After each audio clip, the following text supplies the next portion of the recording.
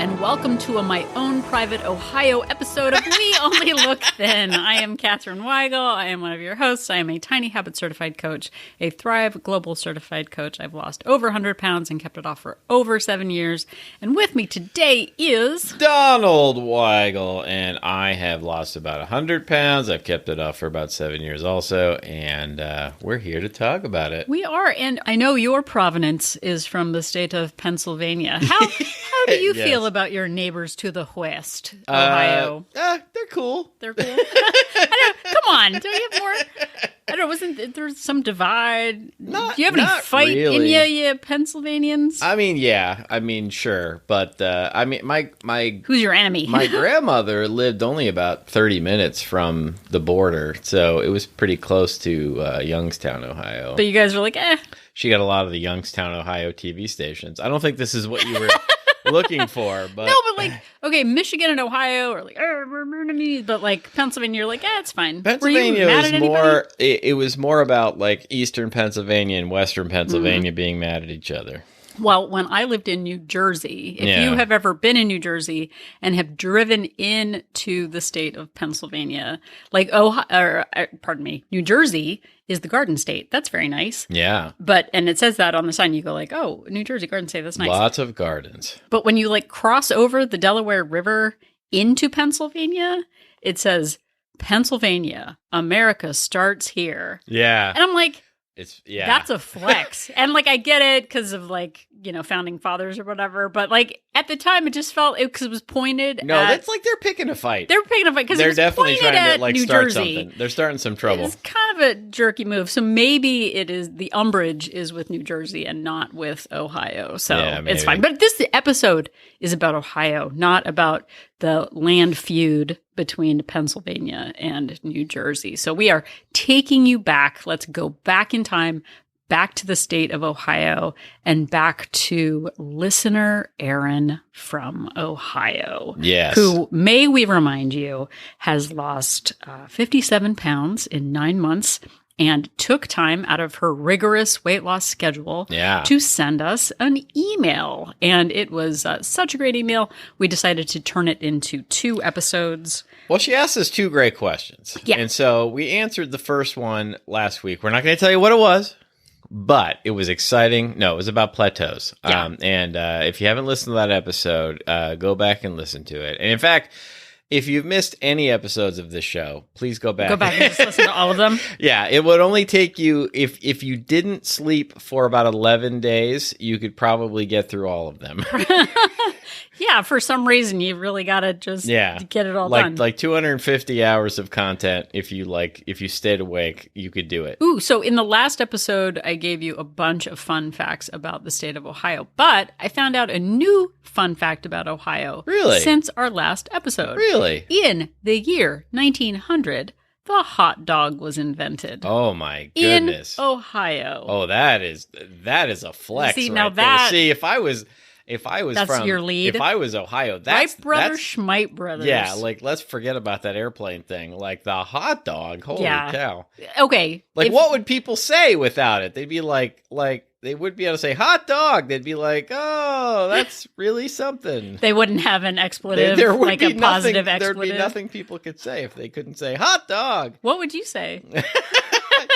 I'd say, wow, that was a thing. Howdy. Yeah, boy, howdy. That was the thing that happened. Anyway. So yeah, the hot dog. I wonder what new information. Isn't it just fun that we don't know all the things yet and there's new fun information to learn on every single episode of We Only Look Thin? I do like to learn. So on the last episode, again, Donald said, we talked about Aaron's first question about managing plateaus. And on this episode, we are going to address her second question. So Donald, why don't you tell us, what was Aaron's second question? It was, how will I know when I've lost enough weight? And that's a great question. That's is it enough or enough? Like, because it's spelled enough. I don't know how I say it now. I don't know. I'm afraid to say it because I think you're going to make fun of me. No, enough is how I say it. Enough. I don't say enough. So Aaron writes, I have a goal weight that I'm about 20 pounds away from, but I am worried that even if I hit that, I will feel like I need to lose more. I'm worried about being stuck in a permanent state of trying to lose weight and not being satisfied with where I am or proud enough of what I've accomplished. How did you know when to shift to maintenance mode? That is a really good question. And I think that is universal. And so everybody listen up. Yeah, I mean, you're already listening, but like keep that going. Yeah. So hot dog. My answer is hot dog. So first of all, it is normal to think about maintenance and what you'll do afterward. And just, I've said this on the show before, but I was at a point, I had done this so many times, gone up and down the scale, that I was at a point where I believed I would never actually get there. And that's just stinking thinking, as they say. But when I got within about 20 or 25 pounds of where I wanted to be, it finally sort of sunk in that maybe I really could do it. And then I started to believe that I really can. And I really thought a lot about what it would look like. And, so many of us spend just decades thinking about a number on the scale and how amazing it'll feel once we achieve it. And I was no exception. When we see it as a finish line or an end goal or a higher education degree or worse, as a mythical land where we will finally find happiness. It is in front of us. Oh, once I hit that, then all my problems will be over once I hit that particular number on the scale. It'll be like, I'll step on, there'll be an explosion of confetti and noisemakers will go off, and I'm making confetti and noisemaker motions with my hands. It's very exciting on a podcast. And he's got an invisible t-shirt gun. He's shooting into the mythical audience. That's right. A banner will drop from the ceiling and say, "Congratulations, we did it." Right. Or for me, and quite literally, I was like, I'm going to get a better job. Like all of my family woes are going to be gone. All of my boundary issues. Like the number is just this end point. Once I hit it, then everything will be fine. But it was, again, like Donald was saying, it was sort of like a magical, mythical point that we would hit. And I found a quote by Dr. Robert Holden. Some of you might know this one, but stick around. Here we go. It goes, beware of destination addiction, a preoccupation with the idea that happiness is the next place, the next job, or with the next partner.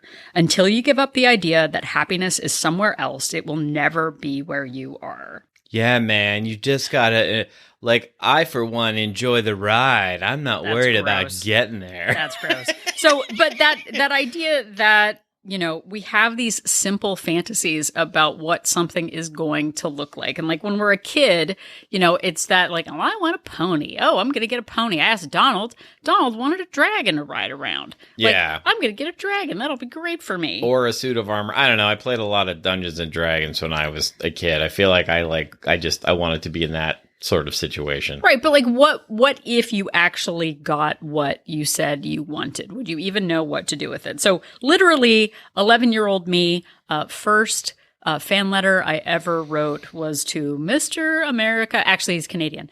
Michael J. Fox. Yeah. Just letting you know, there's a 13-year age gap. What would 11-year-old me, like if Michael J. Fox showed up at the door and was like, "Hey, Mallory," or whatever he would say, because he was also in Family Ties. But like, what would I do with a Michael J. Fox? Yeah. Like once I got him, it would be like a pony. Like, what do you do? And also, like him showing up at your door is gross because there's so many things wrong with it. But like, and like I asked like Donald, like, oh boy, sure do wish I had the Charlie's Angels. I wanted to date up to and including all three. Or four, or five, yeah, or like five, depending on how you look at it, of Charlie's Angels, because they kept changing over the years. But like, what the heck a doodle do? Yeah, is 12-year-old Donald Weigel gonna do with the Charlie's Angels? Yeah, where are they gonna sleep? Yeah, who knows? The foot of your bed? Like what? They're not a pet, Donald. They're a commitment. Yeah, that's right. You can't just get a Charlie's Angels.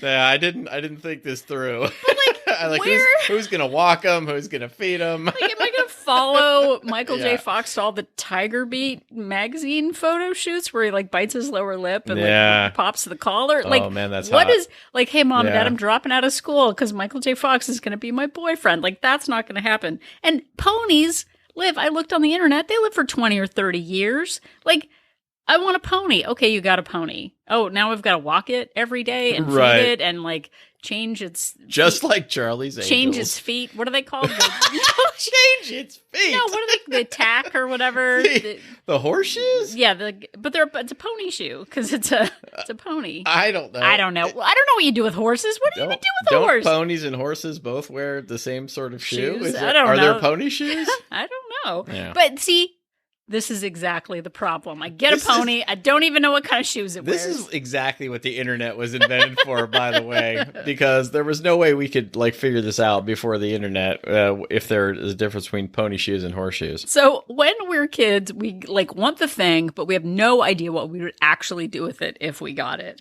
And I would conjecture, I would propose, I would hypothesize that weight maintenance or hitting your goal weight is the adult version of wanting a Charlie's Angel in your living room.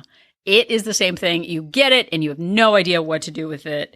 You're ill prepared. So hopefully our plan now is to tell you how to manage a Charlie's Angel in your house. That's right. Really, these are transferable skills. The thing that we're going to go with now is you're just going to It really works for anything that Charlie's you want. Angel, a pony, a dragon, suit of armor, a fire truck. Like it all works out the same. But we often think of maintenance as a noun, a place, a destination on a map, but really it is an action verb. It is. Maintenance is a continuous upkeep. It is adjusting. It is attention to detail. It's about what you do with what you get once you have it. So let me say that again. Maintenance is about what you do with what you get once you have it. So when you hit that weight goal, maintenance is how you keep it there. I don't know how many times we've said this before, but I think it's worth repeating.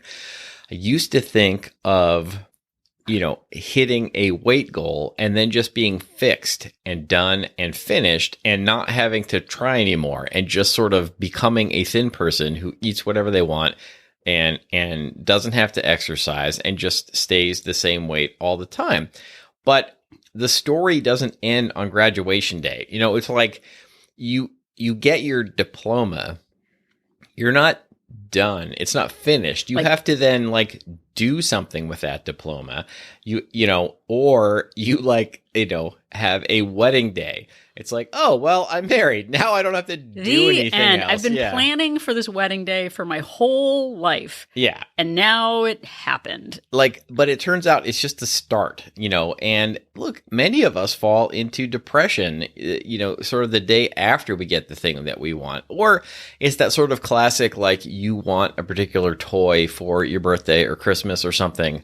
And then you get it and you're so excited about it and you think this will be the thing that I love forever. And then you play it for a little while and then you're like, this is boring. I kind of need a new thing. This isn't, the thing that I thought it would be.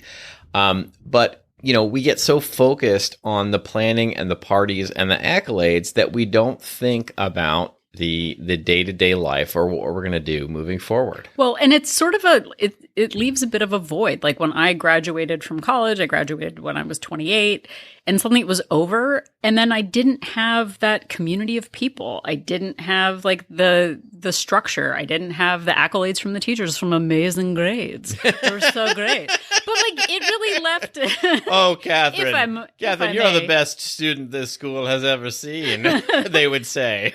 But really, if we just are I'm going to keep my head down, I'm going to lose all the weight, and then I'm going to get to the weight loss goal, and then I'm done, and then it'll be over. And but there's stuff after that. I got the prize. What am I going to do with it? So again, to break down Aaron's question. So again, I'll say I have a goal weight that I'm about 20 pounds away from, but I'm worried that even if I hit that, I will feel like I need to lose more. So again, we just become so focused on losing weight every week. We get compliments, our clothes fit well, and we get that dopamine rush of getting the thing that we wanted. But it's just if any of you actually won like the spelling bee in 4th grade, that feeling that you got, that dopamine hit, that like feeling of jubilation. Yeah. If you 40 years later were still like, oh, that spelling bee, oh, it was so great. Like you'd be like, okay, dude, you need to move on. But and we've done an episode before on this called the hedonic treadmill, where we talk about how like that dopamine hit doesn't last and then we return back to normal. But then also if something bad happens, you get a flat tire, it's not like 3 years later you're still as equally bummed about that flat tire. It changes over time. And that thrill of hitting your weight loss goal, that also goes away. And we confuse that reduction in dopamine with failure. Like, I thought I was going to feel different. I thought I was going to feel happier. I thought I was going to, like, everything was going to be solved. So the accolades stop. People stop saying you look great. Like, you just look like you look. It's not a big deal anymore. The dopamine subsides and we're looking for that next bump, that thing to kind of keep us excited and to make us feel like we have purpose. And our instinct is to keep losing weight so we keep getting that thrill, but it's not sustainable. And so that's where that idea of like wanting to lose more is because we want a goal. We want something else to go for. And we like having people tell us how great we look and ask us like, how did you do it? Oh my goodness. And, that goes away. And, all of those things go away. Like sometimes, we've used the example before, like you might get a new couch or a new, framed artwork to put in your home. And for a while, it's the greatest thing you've ever seen. And then after a while, it sort of fades into the background and you become used to it and you just need that new thing. So what do you do before you hit your goal weight? Like right now, like as you're listening to this, you're 20 pounds away from it, start doing these things. Absolutely. So make a list of all of your non-scale victories. So a scale victory, it may seem obvious, is, the number on the scale. When you step on the scale, it is your weight. You have, victories. And in Aaron's case, 57 pounds down is a heck of a victory. But make a list of all of the non-scale victories, everything that you've accomplished on your weight loss journey that has nothing to do with that number. You know, your medical wins, like, was there a medication that you were able to go off of? Did you lower your blood pressure? Did you improve, your numbers for your blood work with your doctor? Other things might include, fitting more comfortably into an airline seat or, not having to worry if you go to a theme park about fitting into a ride, or maybe you stopped snoring, which happened to me. Yeah, it saved a marriage, everyone. I did not get a murder charge for murdering. I basically kept unmurdered Catherine out of I stayed out of jail. I stayed unmurdered. That was my my big non-scale victory. Or maybe you always worry when you like get on a step stool or a ladder or one of those why can't I think of it, porch swing kind of a thing. Oh my gosh. Literally I would do this like computer scan of a room, like, can I sit on that? Will I fit on that? How many pounds can go on an elevator? Like all the time my brain was thinking about like just not breaking things. Yeah, or maybe it's something like you're just not sore all the time. You're not hurting all the time, when you get out of bed in the morning. So we did an episode, which was number 100, which was all of the ways our lives are better now that we've lost the weight.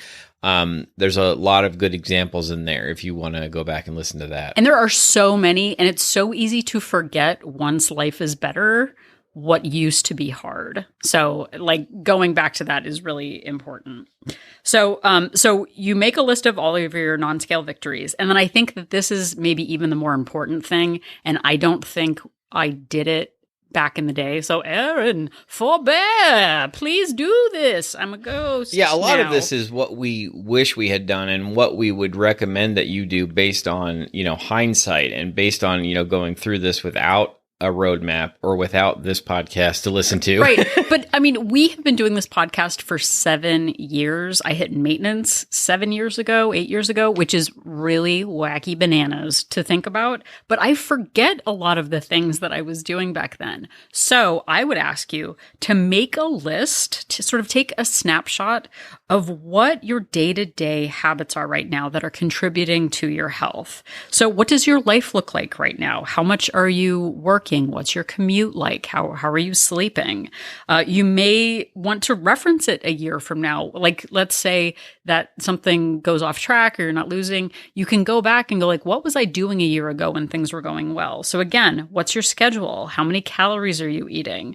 What policies and standards do you have in place? Are you drinking alcohol? Are you abstaining? Are you going out for walks? Are you at the gym? Because again, when your season of life changes, it can be hard to remember like, oh, I feel really unfocused. Like, why was it so easy before? Or why did it seem effortless? And then you're like, oh, because that was before I had kids and before I hit perimenopause and before like my job changed and before the pandemic once you're able to kind of reference what you were doing, you can use that as almost a roadmap. Okay, if I want those same results, I should go back to what I was doing back then. So that's kind of a side note, but really pay attention to what your life looks like, because I promise you in 7 years, it's going to seem a lot more fuzzy of what you were doing when you were losing weight. Yeah. And I think, and I know this from personal experience, that we can get into this state where you're like, I will always be this way. Ouch. Yeah. This is always how I will be. I don't need to write these things down because this is who I am now. This is like what I'm doing. But trust me, over the coming years, things will change. You'll go through different seasons. You might change jobs. You might change places where you live.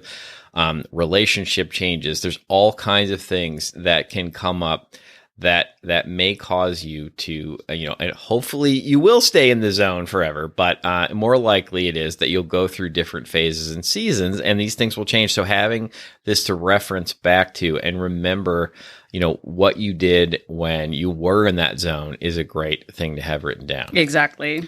So the next thing to do is to start thinking about other health goals that you can focus on starting right now.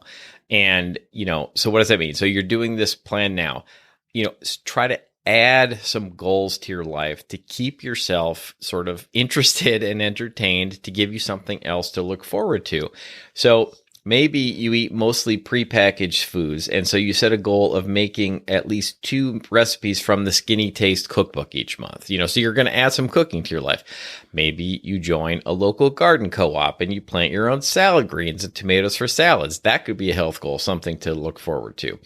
Maybe you actively work on adding new vegetables and fruits into your plan, things that you don't, normally try. You try some new things. You add them in. You figure out how to work them in.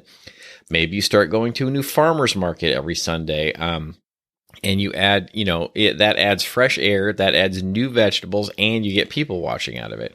Maybe you find a knife skills class or some, great videos on YouTube or something, but, knife skills class at your local community college so that you can get more comfortable with food prep techniques. Well, and that was a really big one for me it's like, how do I enhance what I'm already doing? How do I level up? How do I sort of bring more variety and interest into my life? Because again, if the only thing we're focusing on is the number on the scale and we don't have any other things that we're doing, like it can be really, putting all of your virtual eggs in one scale weight loss basket thing. I don't know. The analogy's in there somewhere. The more we diversify our interests and the more we challenge ourselves, the more we keep ourselves entertained. So again, being like, oh, wow, I got this cookbook and I've actually made 10 recipes out of it this year as opposed to last year when I did none. Oh, wow, I'm getting out more, enjoying, going to the farmer's market. Yeah. There's lots of ways to just add variety. And I actually have taken a knife skills class in person.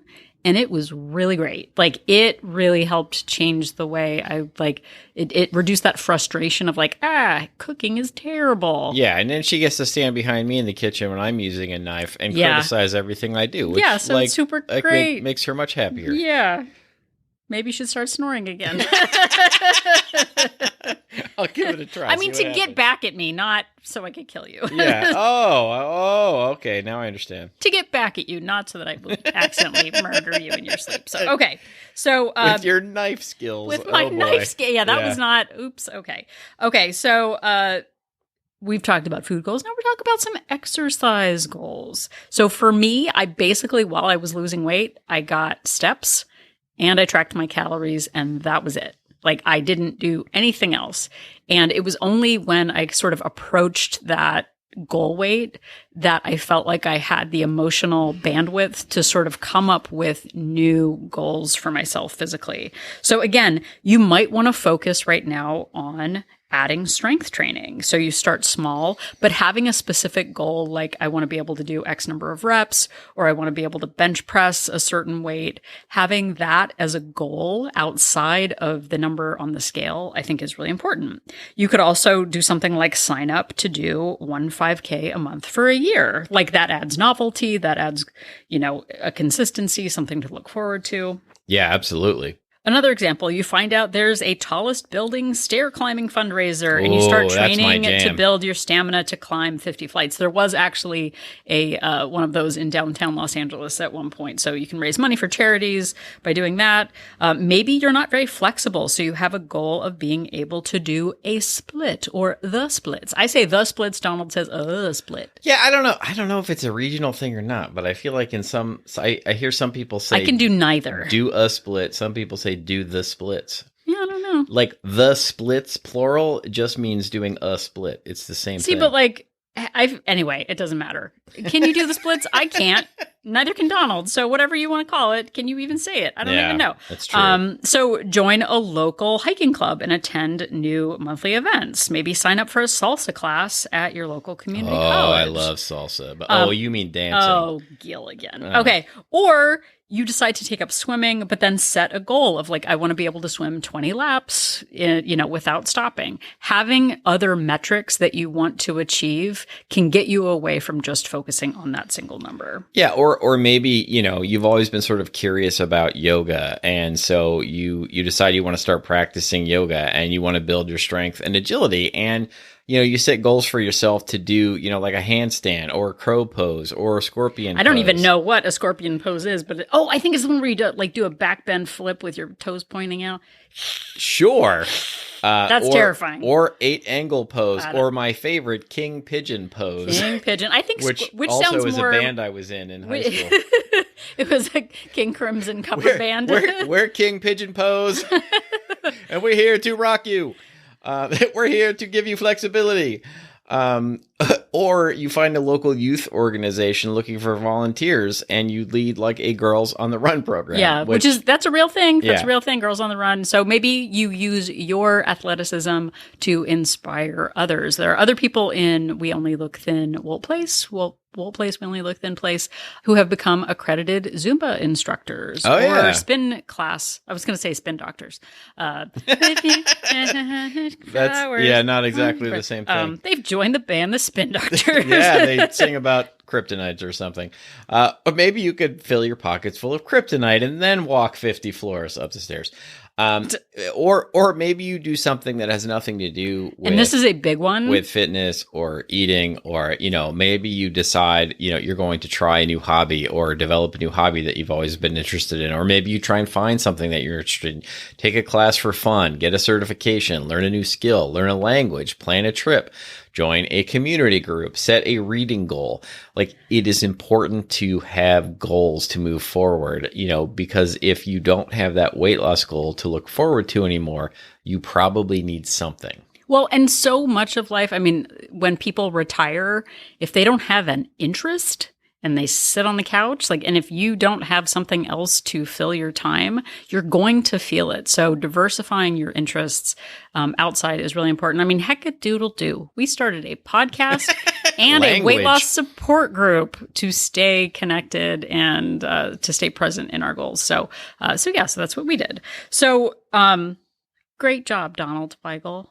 I appreciate everything. Great job to you also. Thank you. Okay, so deciding on your goal weight. This is sort of the second part of the question. So yeah, this is a hard one. Yeah. So you have a number in mind now, but what is that actually based on? Is it what it says on the BMI chart? Is it a number that you've achieved in the past, maybe when you were younger? Is it a doctor's order that you get to a certain weight, or is it sort of arbitrary that sounds good? Maybe like, oh, well, when I was 18, that's what I weighed. Is it realistic and is it attainable? Because I know that there was someone recently who I talked to who was looking at a picture of themselves when they used to run all the time. They were in great shape, but it turns out it was before they had 3 kids and moved to the suburbs. Yeah. Like life has changed. And so is that goal weight really achievable based on your current bandwidth? So right now you had said that you were about 20 pounds away from your goal. So what I might suggest is really looking at 5 pounds at a time and sort of assessing at each benchmark. How do you feel? How do your clothes feel? Does this feel comfortable to you? So sometimes you hit that goal weight and you really are not super satisfied with it and realize that you can lose more. But other times you look and you think you look really gaunt, or you're just like really not happy with the way you look. You don't have to just say, I'm going to lose 20 pounds, I promise. Start with 5 pounds at a time, see how you feel, and move forward from there. So for me, that's what I did, 5 pounds at a time. I actually, instead of a goal weight, I had a goal date and sort of said, at this point, it's arbitrary what my weight is. Yeah. I'm just going to, whatever my weight is on June 1st, that will be my maintenance number. And so I used that as like, I sort of like within 2 or 3 pounds, it doesn't really matter. So I picked June 1st, where Donald picked an actual number, I think, didn't you? Yeah, I picked a number, and then I went below that number. And for me, and this may not make sense if you haven't experienced it, because it probably wouldn't make sense to me, but I hit a weight and then discovered that weight wasn't really sustainable for me. Like it wasn't a kind of weight that I could comfortably settle into and keep my routine without really going to kind of extremes. And so, my sort of final, in air quotes, goal weight is really a range, but it's a range that's a bit higher than what I thought it would be when I, had this idea in my head. It's interesting. I went about 10 pounds below my goal weight, and looking back at pictures, I look really gaunt. Yeah. Like I remember there's a picture that you took of me. We were at a pool, and at the time, I was like, oh my gosh, my hips are huge. Like, oh my gosh, just look at my hips. And now I look at the pictures and I really do not look healthy. Like I overdid it. And so I raised my goal weight from there. So it's really, and that sort of gets back to the psychological part of it. You always look at that part that you're not satisfied with and think, well, what if I just lost another 5 pounds? Like, how would that be? But really, that's the devil's something.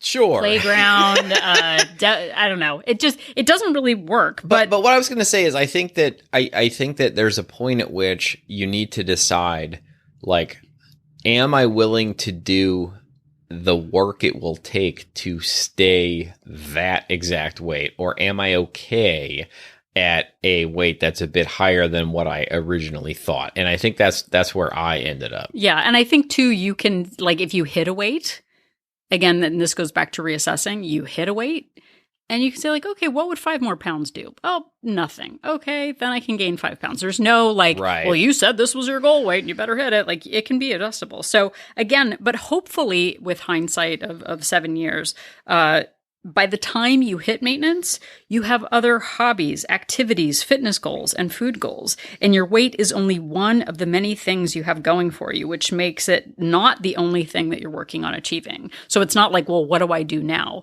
It like maintenance is what ponies live for 20 to 30 years. So hopefully does your maintenance. Right. It's just a lot of feeding and putting new shoes on horses or whatever you put on ponies. Pony shoes. And you just sort of keep on going. Yeah. So ultimately, I think we think it is important to plan. And part of that plan should be to set a goal to maintain. So before you make any lifelong decision about what the goal weight is, get to a weight that you think that you want to be at, and then try and maintain that for 3 months. Try to maintain that for 6 months, like, within a couple of pounds. You're not going to just stay at an exact number all the time. And also remember that. But set that as a goal on your calendar, which is another thing that you can also look forward to. But try that. And then, before you decide to change anything, see how that goes for 3 months, 6 months. Well, and sort of it goes back to that, instead of that impulse to want to lose more, it gives you that freedom to go, I promised myself I would hit this weight. I have done that, and I'm not going to push myself harder. I'm going to take that time to really examine this weight and then make a choice. So you're not working on that. Like literally on the last day of my undergrad, I was like, I'm going to go and get my master's in finance. Does that sound like me? No, but the finance was the last class I took, and I was like, I'm going to do it. because I wanted that, right. I wanted to go back to school. I wanted to be in the game, sort of. So giving yourself that space of not making an emotional choice in the moment of just, okay, I'm going to give it 3 months and then I'll reassess again, takes away that emotional urge from you. Yeah, and then some things to remember as you're on your weight loss journey, your weight loss adventure, your weight loss venture, maintain venture. When you are getting towards maintenance, when you're thinking about maintenance, remember that maintenance looks a lot like losing weight did. Maintainers continue to track their food. Maintainers continue to eat at a deficit. They continue to eat at a calorie maintenance, which is a neutral level, and they have days where they eat over their calories, and you're going to have all of that. You may eat at a deficit for 3 weeks and then have a week where you're on vacation and overeat, or a holiday comes up or something like that. You may gain at, all of those events, and it is totally normal. Well, and that's the thing. I thought, I was interviewed on the Half Size Me podcast, and Heather had asked me oh, so what's your plan for maintenance? And I was like, 1 teaspoon of oil a day extra. And that is, that will be the additional 100 calories. It is not, it doesn't look like that. Again, it's weekends. I usually eat more. I'm eating at a deficit during the week. I eat at a deficit for 3 weeks before we go on vacation. I gain 5 pounds on vacation and then work for a month or two to try to work it off. It is not a flat line. It is sort of this, it is this work in progress to kind of maintain. And it's not a specific number. It's within, hopefully 3 to 5 pounds up and 3 to 5 pounds down. So it's not this exact precise number, because again, in winter, maybe you're less active and you're up higher on the scale. Yeah. In summer, you're more active and eating more fresh foods, and then you're lower on the scale. So it really is, not an exact science. It is a range. And I would say that for the first few years of maintenance, I was in a pretty consistent range. Yeah. But just remember that as your life seasons change, your weight will change, and your goal weight may also change. So again, factors like your lifestyle, age, stressors, activity changes, food choices, work, family dynamics. When something changes, something else might change. And that's why we were talking about earlier, kind of painting a picture of where you are right now. What does your life look like? Because again, in these last 7 years, have gone from walking an elementary school child to school every day to having a 19-year-old. I've gone through perimenopause. I've lost a corporate job. I've gone through the pandemic. I'm in perimenopause, menopause. So many different things have changed. And as your habits change, so does your weight. So someone recently in Molt Place was talking about being afraid of gaining weight. And it's not really about a fear. It's habits yield results. If you're doing the habits that lead to weight maintenance and weight loss, you'll lose weight. If the habits change and you eat more and you move less, you might gain. And it's not about fear. It's about, again, that action verb of maintenance. What habits are you maintaining? What are you adjusting? And are you being realistic? So again, beware of destination addictions. Not be aware, beware of destination addiction. It's not about getting to that place. It's about, that action verb of maintenance. So again, start making that list of non-scale victories, all the reasons that weight loss has been important to you, because that number can feel arbitrary at times. But when you look at all of the reasons it matters, it reminds you to keep going. Make a list of all of those daily habits that you have right now and look back at them every once in a while to see if anything has changed. And then again, start setting new goals for yourself, food goals, fitness goals, and take up other hobbies, adventures. People need things to look forward to, things to aspire to, communities to be a part of. And the more we're able to have a full and fulfilling life, the less we focus on the number and the more we focus on the identity that we've created as an active person, as someone who cares about their health. It doesn't matter if you're up the scale 5 pounds or down 5 pounds, but it's about the life that you're able to live based on your habits and behaviors. And we know that if after 7 years, we can keep going on it and keep working on ourselves. Erin, we know that you can too. We believe in you, and we look forward to hearing updates on your joint venture as it unfolds. Absolutely. Please let us know. And just one, I know you just wrapped it up, but one just final thing. We started this podcast kind of as another, hobby goal for us to have to keep us going once we had hit our goals. So we went to the lengths of doing this to keep ourselves going. Donald learned how to computer. That's right. So thank you so much for listening to this episode. All of our episodes, or actually the most recent 300 episodes, are available on all of the major podcast platforms, wherever you found this one. And you can also go back all the way to episode number 1 and start listening there on YouTube and on our website at weonlylookthin.com. Yep, and if you are at weonlylookthin.com, click that link for Join Our Support Group to find out more about Wolt Place. We Only Look Thin Place is our Facebook-based accountability group for women. We are not a place to prescribe a weight loss plan or calorie targets or Weight Watcher points, but we are a place to come with your own plan and then be supported by other women on their weight loss and maintenance journey ventures. It does not stop when you hit the number on the scale. I thought when I would go to Weight Watchers and people would hit their goal weight, run free. Like, what are you doing still here? Why don't you time. Go eat a bunch of food? Yeah, I thought it was like getting out of jail. You just you're done. But recidivism is a real thing. Oh my goodness! Watch out. But it is a place for really to stay accountable with your goals, to stay present, and to be inspired and uplifted by other people on their weight loss adventures.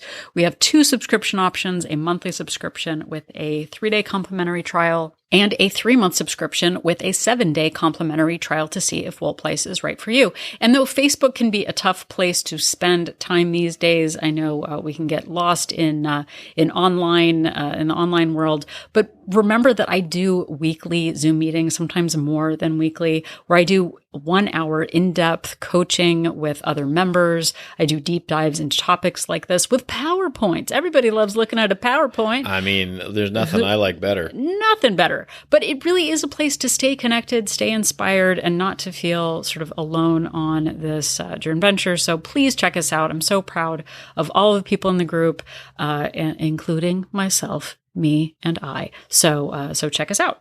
I am very proud of you as well. Also, you can check us out on social media. We are at the aforementioned Facebook and Instagram at We Only Look Thin. Or if you want to be cool like Erin from Ohio, you can also email us if you have questions like Erin did, if you have episode suggestions, if there is a topic you haven't heard about in a while.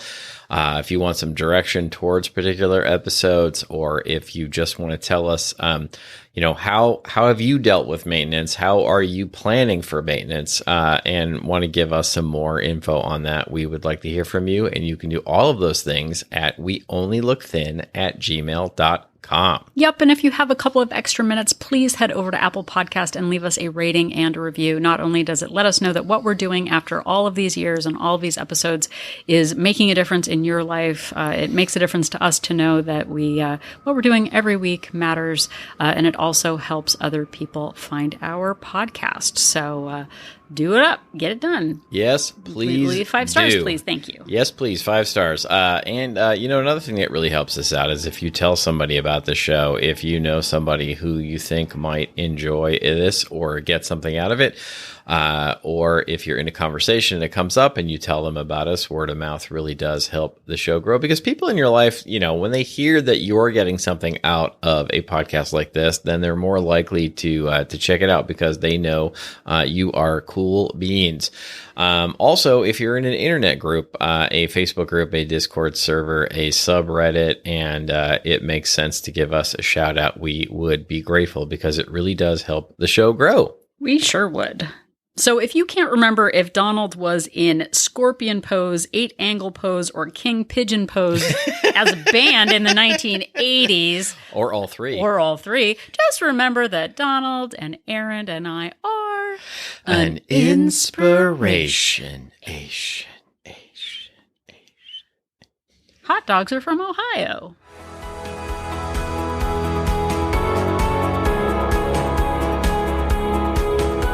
The information that you hear on this podcast is for informational purposes only. The hosts are not medical professionals. You should always consult with your doctor, nurse, or other certified health professional before beginning any diet or fitness program.